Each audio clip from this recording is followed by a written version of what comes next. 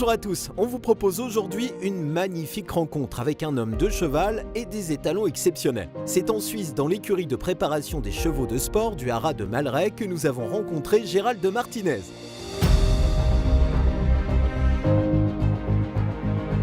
C'est mon coup de cœur, oui. Oui, je crois, le cheval, mon cheval de tous mes rêves, en fait, c'est ça. Quand je l'ai vu, ça a été vraiment un coup de foudre, comme on peut dire pour l'amour entre humains, et ça a été la même chose avec cet animal. Ouais. Avec moi, ça a été un début d'un cheval qui a été, on va dire, un petit peu surexploité. Dès l'âge de 2 ans, avec son cursus qu'il a, que beaucoup de personnes connaissent, où il a été champion de sa Korung à l'âge de 2 ans et demi, à Novrien, et ensuite les 30 jours de test. Il a un palmarès qui est assez bon et assez impressionnant. Il a été ensuite à 4 ans vice-champion. À 5 ans, il était à la finale de Warendorf.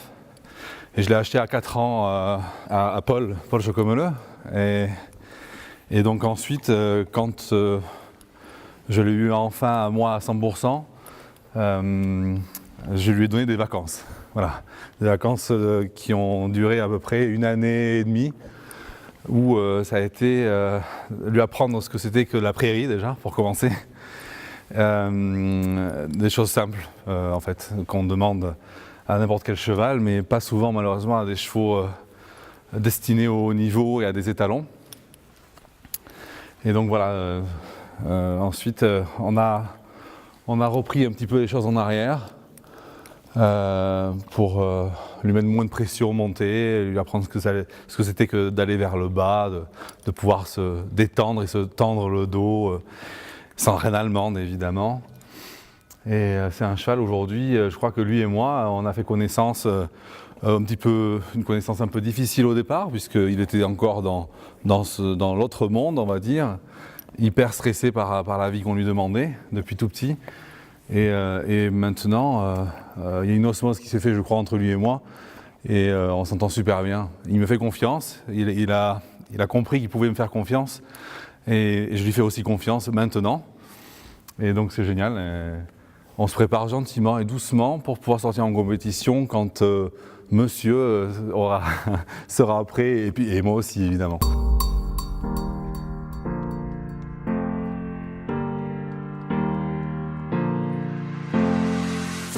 Déjà pour moi d'être un jeune éleveur, un nouvel éleveur, c'est difficile de vendre chaque produit qui m'appartient, extrêmement difficile. Mais évidemment, j'ai une base de cet élevage, comme Danciano, Flintstone, Philharmonie, Sadirac et quelques chevaux, où là, je les garde parce que ce sont les piliers forts de cet élevage et je crois en leur génétique. Et nous avons déjà des preuves de cette génétique-là et je suis super content et très heureux d'avoir eu la chance de tomber sur un étalon comme lui. Oui, ils ont besoin d'être comme tous les autres chevaux, de connaître une vie à peu près digne d'un équidé et je pense qu'ils vous le rendent énormément ensuite. Vraiment, je suis ravi des résultats que j'ai pu avoir avec ce cheval qui ne savait pas ce que c'était que de ne pas grincer des dents quand je montais dessus. Il était vraiment stressé parce qu'il ne connaissait que ça en fait. Alors, il est disponible à la reproduction en effet, mais seulement congelé, parce que j'estime aussi que là vous voyez il revient du haras d'Avanches où il a été seulement 15 jours, où il était prélevé une fois tous les 2 jours pour avoir aussi de la qualité et ne pas lui tirer dessus au niveau musculaire, et jarrer le dos, etc. Comme il a une qualité extrêmement bonne, du coup j'en ai pour faire je ne sais combien de centaines de juments.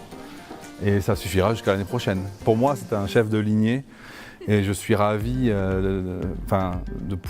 d'avoir pu connaître et de connaître Eke Tadden, qui est l'éleveur et le naisseur de son père, de Dancier, qui m'a dit que pour lui, Danciano était le meilleur fils de Dancier au niveau de la transmission génétique. Ok, on parle de la morphologie, du physique, du caractère du cheval évidemment, mais au niveau de la transmission génétique, c'est très important. Et maintenant, avec le recul que nous avons, où ces premiers chevaux les plus âgés vont avoir 5 ans cette année, on peut se rendre compte de la qualité extrême qu'ils donnent, tant par la morphologie, mais par le caractère, où ils sont extrêmement dociles, extrêmement sages. Vous pouvez le voir, c'est pas un étalon qui me saute dessus. Il n'est pas piqué pour être calme ni rien, il est tout à fait normal.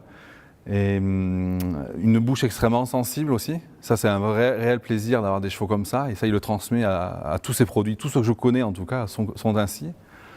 Avec une réactivité des postérieurs qui est assez importante aussi et qui est très bonne en général. Non, ce sont des chevaux et voilà, une morphologie toujours très élégante, des chevaux élégants. C'est toujours agréable, évidemment, à avoir. Ses qualités intrinsèques, à mon avis, lui comme les autres, sans outrage, sans préparation à outrance. Et c'est ça qui me déplaît un petit peu dans ce monde d'aujourd'hui où on cherche à mettre les pattes au-dessus des oreilles pour impressionner. Et c'est ridicule parce que finalement, on oublie de regarder vraiment les qualités réelles du cheval et sa poussée au niveau du moteur, ses réactivités des postérieurs. Et peu importe s'il lève les pattes à 40 cm ou à 1 mètre de haut, finalement, ok, c'est plus spectaculaire pour le public peut-être, mais si c'est naturel, tant mieux. Si c'est trop travaillé pour rechercher ce genre de choses, alors je trouve que c'est pas très juste et pas très intelligent pour l'animal, pour le respect de l'animal en général. C'est vraiment le cheval qu'on voit, il est tel quel, il est brut et il est réel. Il n'est pas trafiqué dans tous les sens. Ça, c'est une chose que je ne ferai jamais et j'y tiens fortement à insister là-dessus. Je ne pourrais pas faire ce métier dans ce sens-là, c'est hors de question. J'ose espérer qu'un jour, il y ait un retour en arrière, un petit peu comme la grande distribution aujourd'hui et l'artisanat. Comme je vous en parlais tout à l'heure, entre nous, je me prends un petit peu pour un artisan, voilà. J'essaie de faire les choses du mieux possible et avec passion, avec envie et respect et pas quantité et vouloir gagner absolument le plus d'argent possible. Je vois un cheval, je ne vois pas un billet à la place d'Anciano et des autres. Donc je pense que la base de toute chose, elle est ici. Et malheureusement, l'argent vient souvent causer des problèmes dans tout sport, dans toute passion. Mais en tout cas, j'essaie de faire en sorte qu'elle n'entrave pas la mienne. Oui, pour moi, monter un cheval, et même pour le haut niveau, dans le futur, je l'espère, mais pas à tout prix, comme je le dis souvent. Si je vois que ce n'est pas possible, alors ce n'est pas possible.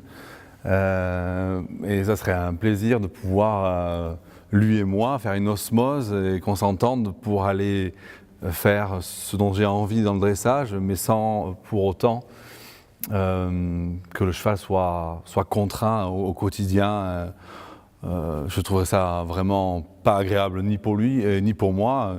Je crois que je pourrais plus trop me regarder en face d'une glace après, tout simplement. Donc, il transmet déjà son caractère, hein, ce qui est hyper important pour des chevaux de haut niveau, parce que sans ça, on va pas aller bien loin.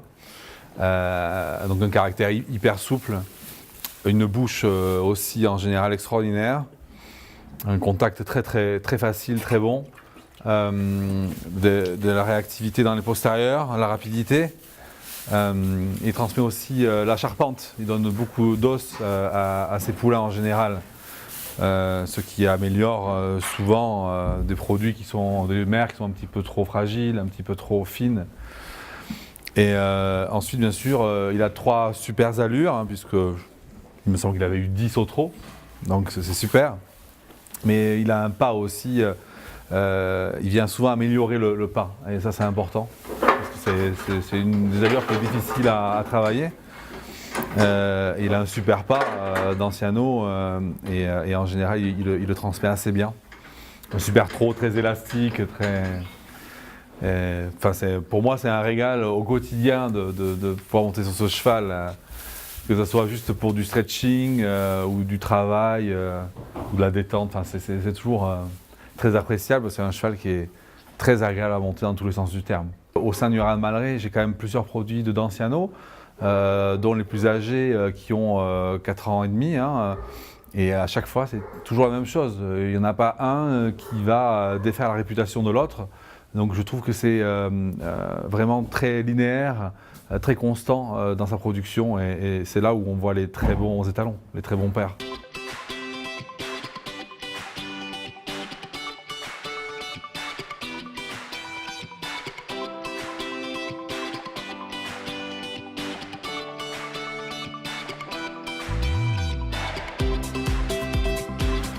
C'est vrai qu'il est très joli, c'est un peu le cheval Barbie, ouais, c'est ça. C'est quoi son histoire? Lui, il a un cursus qui est complètement différent de celui de Danciano. Danciano a été une star dès son plus jeune âge, et lui, il était chez son éleveur, un petit peu méconnu. Je l'ai acheté au PSI en fait. Je l'ai acheté au PSI, il avait 3 ans et demi. C'est le seul cheval que j'ai acheté au PSI et il me plaisait beaucoup. J'avais hésité entre Don Noblesse, qui est aujourd'hui en Grand Prix, et lui. Don Noblesse est parti à un prix astronomique et donc du coup je me suis reporté sur Flintstone et j'ai eu beaucoup de chance. Je ne sais pas si c'est le destin encore une fois, mais c'est un cheval qui est extraordinaire, qui a un caractère, comme on en parlait tout à l'heure avec Danciano, qui est assez hors norme. Je mets mes enfants qui sont bébés dessus, donc vous voyez, ça veut dire ce que ça veut dire. Et ça a été un peu je crois, ça a été un peu l'étalon de l'année en France en tout cas, parce que personne ne le connaissait. Il a fait pour l'approbation, la finale d'approbation en fait, la finale de Warendorf en Allemagne, la finale fédérale, où il a participé à la finale, etc. Tout c'était très bien à 5 ans, avec une cavalière que j'avais pris, une suédoise. J'avais aucune installation à cette époque. Et du coup, après, j'ai laissé tranquille aussi. Parce que j'avais pas de quoi le travailler, et puis j'avais pas le temps, j'avais toute la construction de l'élevage à faire. Et donc du coup, je l'avais mis sur deux de mes mères à l'élevage. Et ensuite, je me suis dit, bon, je vais regarder ce que ça donne quand ils vont naître. Et suivant ça, donc je me suis laissé 1 an de battement en fait, pour les voir un minimum évoluer pendant au moins 1 année, pendant quelques mois. Et quand j'ai vu le résultat, je me suis dit, waouh, c'est pas possible. Les 2 sur 2 étaient super, un mâle et une femelle. Donc j'ai remis Flintstone sur des mères. Et figurez-vous que cette année aussi, donc, j'ai eu 2 naissances, même 3, et qui sont top. Je suis vraiment content. Donc on a amené 2 ans, un mâle et une femelle, et une femelle folle à Saumur cette année. Et ça a été la révélation en fait, de l'année parce que personne ne le connaissait. Et ces 3 produits qu'on a amenés, les 3 ont gagné. Meilleur mâle 2 ans, meilleure femelle 2 ans, donc même suprême, et meilleure folle aussi, suprême. Et donc super, et tout en sachant que le meilleur, je crois, le mâle, je l'avais laissé à la maison parce qu'il était né tardivement en juillet. C'est Philharmonie, ma super jument hanovrienne, avec lui. Et je voulais pas lui infliger, si vous voulez, le déplacement jusqu'à Saumur, etc. Il était trop petit, donc je l'ai laissé à la maison. Mais en fait, tout ça pour dire que, voilà. Pour l'instant, tous les produits qu'il m'a fait en interne et seulement pour moi, puisqu'il n'a jamais reproduit à l'extérieur de Malleray, c'est génial. C'est vraiment, pour l'instant, fantastique. Ouais. Donc c'est une superbe surprise pour moi, évidemment. Bon, déjà, il retransmet très bien son modèle, qui est en effet très harmonieux, très joli. C'est très chic, très élégant. Et ils sont tous très jolis, vraiment. Donc ça, là-dessus, il transmet ses allures, il a de super allures. Vraiment, les 3 allures sont très bonnes, avec pas mal de mouvements assez aériens comme produits, comme chevaux, comme allures. J'espère là c'est un petit peu tôt pour savoir pour le caractère, évidemment. Mais pour l'instant, ils sont adorables. Mais bon, les plus âgés, ils ont 2 ans. Enfin, 2 ans et demi maintenant. Donc j'espère qu'il va transmettre ça, parce qu'il a, je vous dis, il a un caractère hors norme. Là en ce moment il est un peu sous pression parce qu'il a arrêté depuis 3 mois et demi parce qu'il s'est fait un petit truc au boulet, mais sinon il est d'une gentillesse extrême. Voilà, enfin, pour l'instant c'est que du bonheur et j'espère qu'il va pouvoir faire plein de petits Flintstones pour la saison à venir. Parce que les gens ont vu la qualité de ces jeunes chevaux qu'il a montré à Saumur et je suis très impatient de pouvoir voir Flintstone sur d'autres mers que les miennes. La passion elle est là depuis que j'ai l'âge de 5 ans et elle partira jamais. C'est comme ça, c'est jusqu'au bout je la garderai et j'en suis vraiment ravi. Je suis tellement heureux de pouvoir vivre avec ma passion au quotidien, c'est extraordinaire. Je le souhaite à tout le monde en tout cas. Ouais. Voilà ce qu'on appelle une belle rencontre qui nous donne envie d'en savoir encore plus. Et pour en savoir plus encore, on vous fixe déjà rendez-vous dans le courant du mois de février prochain pour vous présenter le volet sportif du Haras de Malleray.